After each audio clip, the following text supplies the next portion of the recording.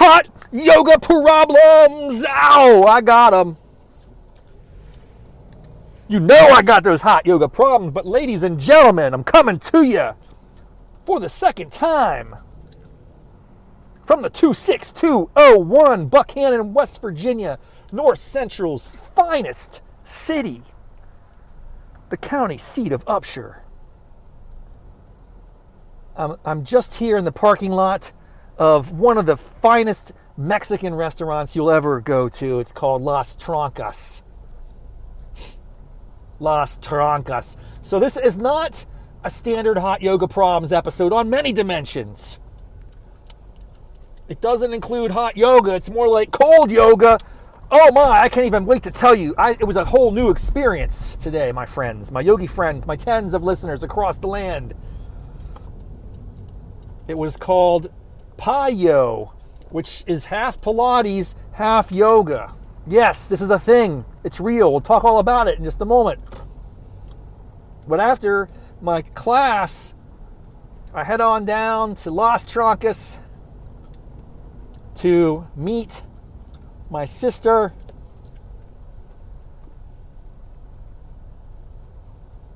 for dinner. I had a luscious dinner, dude. It's amazing that you have to travel to north central West Virginia, none other than Buckhannon, West Virginia, to get some of the finest Mexican cuisine you'll ever cross in your life, dude. It's unbelievable. And yes, they do have a Speedy Gonzales. I think that's a requirement for every Mexican restaurant. You're not a legitimate Mexican restaurant unless you have a Speedy Gonzales on the menu. And by the way, the Speedy Gonzales is almost always the same thing. One taco, one enchilada, rice or beans. You got to make a call. Usually it's a lunch special, and if you do it during dinner, you got to pay an upcharge, which is strange to me. And that's common for every Mexican restaurant I've ever been to that has a Speedy Gonzales. You have the upcharge from dinner to lunch, or from dinner over lunch, and it's like, how'd that happen? It's the exact same quantity of food, but at a different time of day, you're going to charge more. I'm okay with it. I've accepted it. The food is extraordinary. Love it. Las Trancas is the bomb. If you ever find yourself in Buckhannon, West Virginia, north central West Virginia, hit it up. Las Trancas Mexican Restaurant. It's amazing. I feel great. I'm energized. I got the nachos kicking. I had a combo dinner. I'm very, very stand. Every time I go to Las Trancas, I think about the potential to try something new. But then I anchor back down to my standard, man, my go-to. It never fails me. Combination dinner, hard shell beef taco, cheese enchilada with red sauce, rice, beans, and then we have the chips at the table, and you get a cup of queso. It's that white queso. It's the perfect Mexican queso. And the salsa there is freshly made. It is money. Get an unsweetened iced tea and an ice water. I'm just like, that is one of my favorite meals. I'm not saying it's last meal worthy, because if I had only one meal left in life, that's a tough call. Las Trancas is probably in the top 10, but I don't know if it's a finalist for last meals. Mexican is great, but is it last meal worthy? I don't know. That's a real tough call. Very few meals past the cut on that. A very high bar. All right.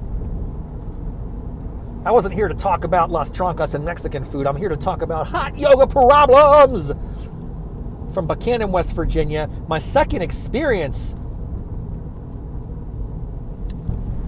with yoga in the 26201.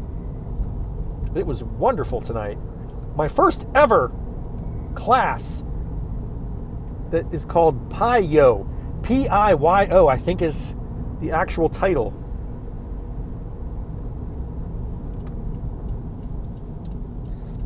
That's a hybrid between Pilates and yoga. So my first question is, who decided that Pilates gets primary treatment in that combination? I'm a yoga fan, not a Pilates fan. I mean, I'm okay with it. I've never actually done Pilates, to be quite honest with you. I don't know much about it. from what I gather, it's a lot of small motion, extended time frame agony, which is what we did a few of those poses tonight, a few of those little exercises. But it just occurred to me, why isn't it called Yo Pi instead of PiYo? Pilates yoga versus yoga Pilates. There's a big difference. I want to start with the YO. I want to start with Yo. Yo Pi could be a whole new flavor. It hits different. It's not the same. But I think the reason it's PiYo is because there's a little bit more Pilates than yoga. The Pilates, man, first of all, it's almost like a yin class. It's very chill. The instructor is extraordinarily friendly.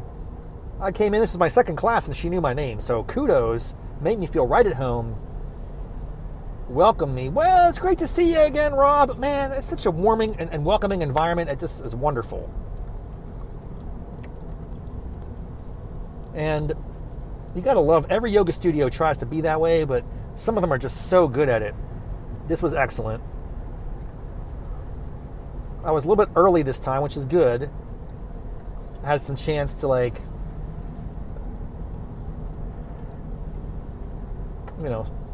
get my stuff set up, get prepared. The pre-session banter is on another level. People are so friendly. Everyone knows everybody. It's a small town, right? So it's like, yes, people know each other here. Therefore, there's a lot to talk about. And everything from the instructor breeds dogs, and she has 8 Labrador, no, it was 11? How many? It was a crazy number of Labrador retrievers in her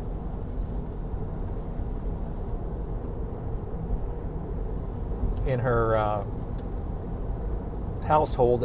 Apparently she breeds dogs, and she had already allotted 4 of them. I think she has 11, because she said 8 would be perfect. But this, for whatever reason, how do you know how many dogs are in a litter, dude? You can't predict that. It's unknowable. So she's got 11 dogs. She's allocated 4. There's several more that she has to find homes for. But this is the cool part. She's in her, I love this about this jam. She's going to have puppy yoga in a couple weeks. Man, if I could be back here for that, I will definitely take some photos, some videos. We'll do a Hot Yoga Probs puppy yoga special live from Buckhannon, West Virginia. That would be something else. I've never done puppy yoga. I've heard about it. You get little puppies to crawl over you when you're in your downward dog. They're crawling on your back. I've heard of goat yoga. There's goats that they climb on you and they have good balance, and I guess that's a thing. Puppy yoga seems like a little different because puppies don't have the best agility. It makes me wonder, won't they fall off if I'm in a twisted Abaguchi inversion? Will the dogs just fall through my legs and hit the ground? They're probably pretty resilient though. Puppies are almost indestructible. You can drop them from a 2 to 4 foot height and they're probably going to be okay. I don't know if that's true or not. It's just a guess. So I might check out puppy yoga in a couple weeks. But I got to tell you, this PiYo, the PiYo flow is it's different, man. It's different. You got really weird combinations of movement. Little circles in your arm forward and backwards. All these different arm motions. And I'm telling you what, folks. You don't know pain and suffering and agony until you're sitting crisscross applesauce for 25 minutes and doing all these little arm exercises. Everyone thinks it's easy. Oh, it's just micro movements and you just, in a stability. Dude, today I had one of the most audacious poses of all time. Extended child's pose. That's bad enough. It's not just a boring, normal child's pose. It's kind of active. You got to really push with your hands to get your bum and your feet. I don't know how to describe it other than to tell you it's unpleasant. But then we moved from a extended child's pose into, you lift yourself up into all fours into a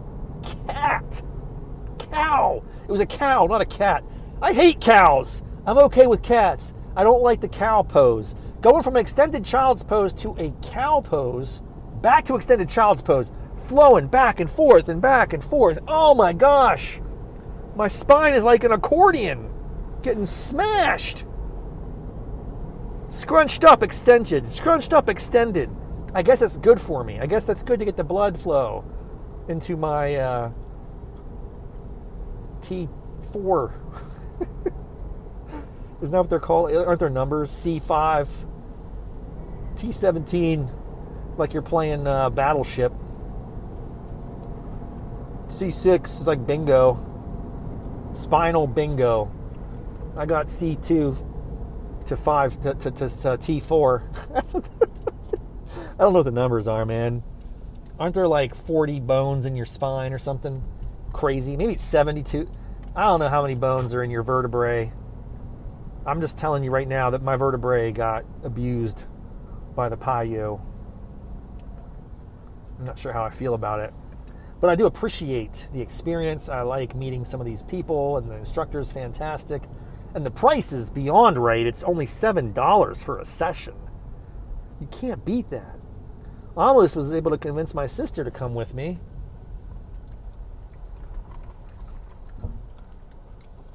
That would have been cool, and it only would have cost me $14, which is still $6 to $11 less than what it usually costs to go for one person in Arlington, Virginia. Can you believe it? The yoga economy is fascinating.